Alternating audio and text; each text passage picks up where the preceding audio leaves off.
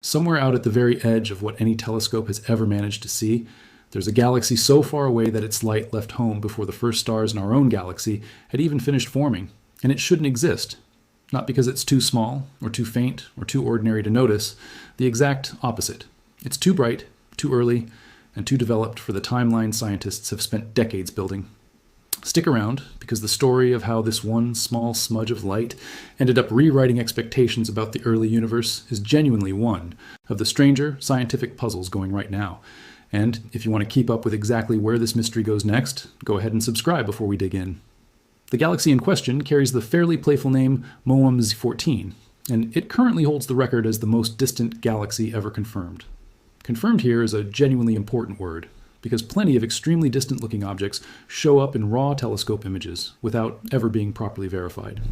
What makes MOAMZ14 different is that a team led by astronomer Rohan Naidu, working across MIT and several partner institutions, didn't just estimate its distance from color and brightness alone. They went back with the James Webb Space Telescope spectrograph and captured an actual detailed spectrum of the galaxy's light, confirming a redshift of 1444. That number corresponds to a galaxy whose light left its source roughly 280 million years after the Big Bang, meaning we are looking at something that existed when the entire universe was just 2% of its current age. The light we're seeing left that galaxy about 13.5 billion years ago, and has been stretching and traveling through an expanding universe ever since, only now finally reaching a telescope parked about 1 million miles from Earth. Before any spectrum was ever taken, MOAMZ14 first showed up as an unusual candidate buried inside a much larger dataset called Webb, one of the largest imaging surveys Webb has ever conducted, covering a wide patch of sky in painstaking detail. Astronomers sifting through that imaging noticed something distinctive about this particular object. It showed up clearly in Webb's longer wavelength filters, but effectively vanished or dropped out of the shorter wavelength ones, a pattern astronomers specifically look for because it's exactly what you'd expect from a galaxy whose light has been so thoroughly redshifted that its bluer light has been stretched entirely out of the range those shorter wavelength filters are built to catch. The dropout pattern was enough to flag MOAMZ14 as a strong candidate for an extremely high redshift object, and strong enough to justify spending some of Webb's limited and highly competitive observing time actually confirming it with a full spectrum, rather than relying on the imaging estimate alone. It's worth pausing on that word redshift for a second, because it's the entire foundation this whole story rests on. As light travels across an expanding universe, the expansion itself stretches the wavelength of that light, shifting it toward the red end of the spectrum, the same basic principle behind why a siren sounds different as an ambulance drives away from you rather than toward you. The more a galaxy's light has been stretched, the farther away, and the further back in time, that galaxy actually is. A redshift of 1444 is an almost absurdly high number in this context, and getting there specifically required detecting something called a Lyman alpha break, a sharp, unmistakable feature in the galaxy's spectrum caused by hydrogen gas absorbing a very particular wavelength of light. Spotting that break exactly where the models predicted it should sit for an object this distant is what turned MOAMZ14 from a promising-looking candidate into a confirmed, verified record holder. This particular stretch of cosmic history, the first few 100 million years after the Big Bang, is often called cosmic dawn, and it matters for reasons well beyond just bragging rights over distance records. It's the period when the universe's very first stars and galaxies switched on, flooding a cold, mostly dark cosmos with light for the first time, and gradually reionizing the vast clouds of neutral hydrogen gas that filled the early universe. Understanding exactly how fast that process happened, which kinds of objects drove it, and how quickly galaxies assembled during that window is one of the central open questions in modern cosmology, precisely because it's a period Hubble was never really equipped to see clearly. Hubble's instruments simply weren't sensitive enough at the right wavelengths to reliably catch galaxies this faint and this redshifted, which is exactly why this entire category of ultra-distant object remained essentially invisible until Webb, with its considerably larger mirror and infrared-focused instruments built specifically to detect exactly this kind of stretched reddened light, finally came online. Here's where the story stops being just another record broken and starts becoming a genuine scientific headache. MOAMZ14 isn't some faint, barely detectable smudge that happens to sit at an impressively early cosmic moment. It's remarkably, almost suspiciously bright, especially given how compact it is, packing all of that luminosity into a galaxy estimated to be roughly 50 times smaller than the Milky Way. Based on the data the team gathered, MOAMZ14 appears to have a total stellar mass of around 100 million times the mass of our Sun, with essentially all of its detectable light coming from stars that formed within just the last 10 million years or so, an almost instantaneous burst of star formation by cosmic standards. For a very long time, the working assumption among astronomers was that galaxies this early in the universe's history simply shouldn't have had enough time to build up this kind of mass, this kind of brightness, or this kind of relatively organized structure. Gas needs time to collapse. Stars need time to form, live, and in many cases, die. Heavier elements need time to get forged inside those stars and released back into the surrounding gas. 280 million years, cosmically speaking, is an almost impossibly short runway for all of that to have happened as thoroughly as MOMZ14 seems to suggest it did. And MOMZ14 isn't a lone anomaly either, which is really the part that has scientists genuinely rethinking their models, rather than just shrugging off one weird outlier. Since Webb began operating, it has turned up a whole population of these unexpectedly bright, unexpectedly early galaxies, and according to Naidu and his colleagues, the sheer abundance of these objects is running more than 100 times higher than several major pre-Webb theoretical models predicted. That's not a rounding error or a minor recalibration. That's the difference between expecting to find a small handful of these bright early galaxies scattered across a deep survey, and instead finding them showing up again and again consistently every time astronomers point Webb's instruments deep enough into the sky and far enough back in time. Pascal Oesch, one of Naidu's co-authors and an astronomer at the University of Geneva, put it about as plainly as scientists tend to allow themselves to in a published paper, describing a growing chasm opening up between theory and observation when it comes to understanding this period of cosmic history. There's an even stranger detail buried inside MOMZ14's spectrum that's giving researchers a second, more specific puzzle to chew on. The galaxy shows unusually high levels of nitrogen enrichment, an unexpected chemical signature that keeps showing up in a growing number of these ultra-distant, ultra-bright galaxies Webb has been finding. Nitrogen, like most heavier elements, is manufactured inside stars and only released into the surrounding gas once those stars die, which means finding a lot of it already present. This early implies some combination of extremely fast star formation, extremely fast stellar death, and extremely efficient recycling of that enriched gas back into new generations of stars, all happening within a cosmic blink of an eye.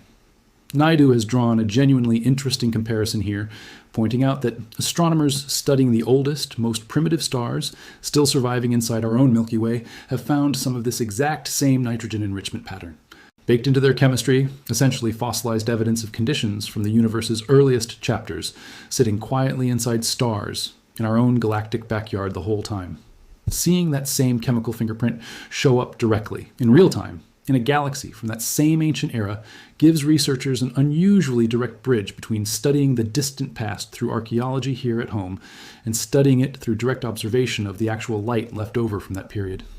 It's a genuinely rare situation in astronomy, being able to cross-check two completely different lines of evidence, one gathered by studying ancient surviving stars practically next door, the other gathered by peering across 13.5 billion years of cosmic history, and finding them independently pointing toward the same strange chemical story.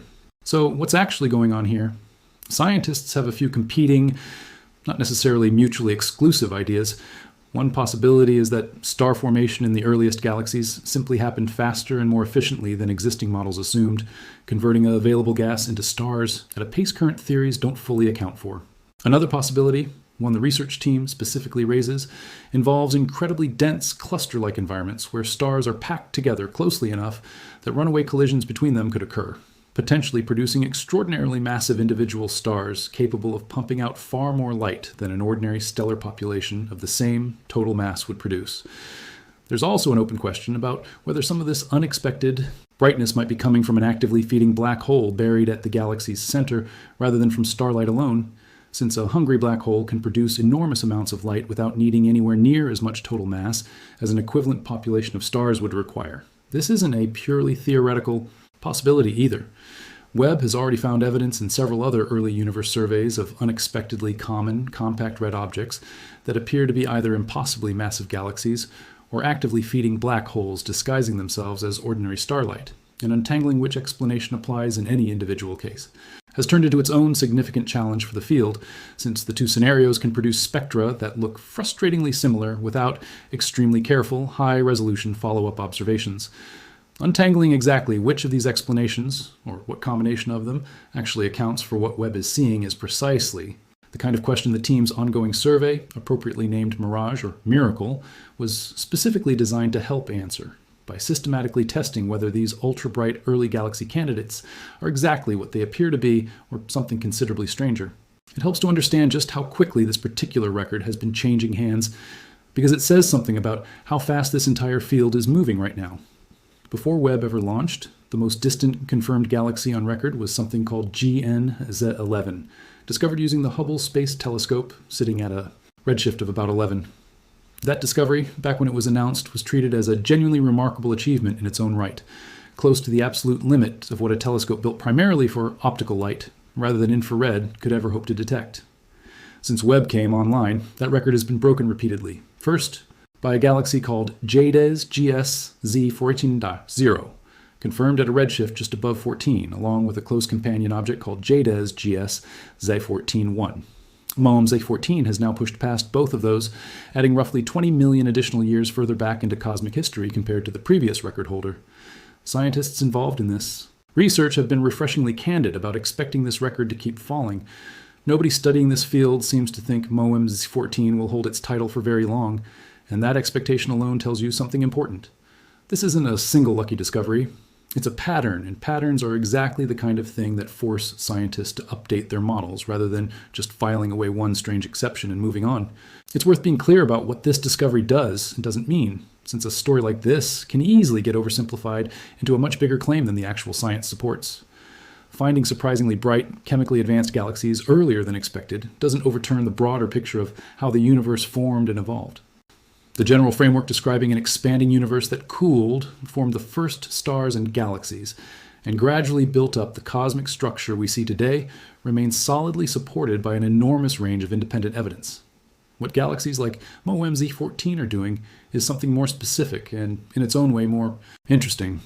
They're revealing that the fine details of exactly how quickly that early galaxy formation happened, how efficiently gas turned into stars, and how quickly those early systems chemically matured all need real revision. Science operates through exactly this kind of process, gathering better data, noticing where that data stubbornly refuses to match existing predictions, and then doing the harder work of figuring out which part of the model needs to change, rather than throwing out the entire framework at the first sign of friction. There's also a genuinely exciting practical side to all of this. Every one of these ultra-distant galaxy discoveries pushes astronomers to build better, more refined models of how the earliest structures in the universe actually assembled, models that will eventually need to account for objects like MOEM Z14, rather than simply predicting they shouldn't exist in such numbers. And this search is only going to accelerate. Upcoming instruments and surveys, including wider field telescopes specifically designed to scan much larger patches of sky than Webb typically covers, are expected to turn up considerably more of these extreme early galaxies in the years ahead, giving researchers a genuinely large, statistically meaningful sample to work with instead of a small handful of record holders analyzed one at a time. NASA's Nancy Grace Roman Space Telescope, expected to begin operating within the next couple of years, is being built with exactly this kind of wide area survey work in mind, capable of imaging patches of sky roughly 100 times larger than Webb can manage in a single exposure, while still retaining enough sensitivity to pick out promising high redshift candidates for Webb to then follow up on with detailed spectroscopy. Pairing a wide, fast surveying instrument with a narrower, more sensitive follow-up.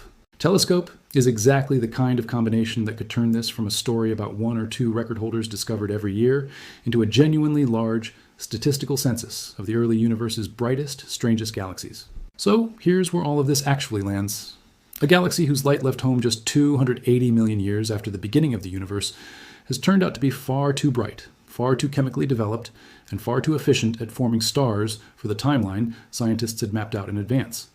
It's not an isolated oddity either, since Webb keeps finding more objects just like it, showing up roughly 100 times more often than anyone expected before this telescope ever launched.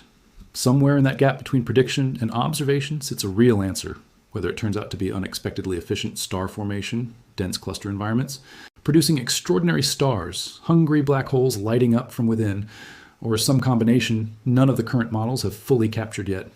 Right now, nobody knows for certain, and that's exactly what makes this such a genuinely live scientific mystery rather than a settled one.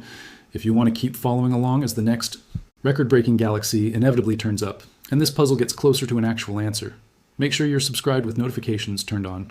Drop a comment letting me know which part of this story surprised you the most, and share this with anyone you know who'd be fascinated to learn that some of the earliest galaxies in the universe are turning out to be the ones breaking all the rules.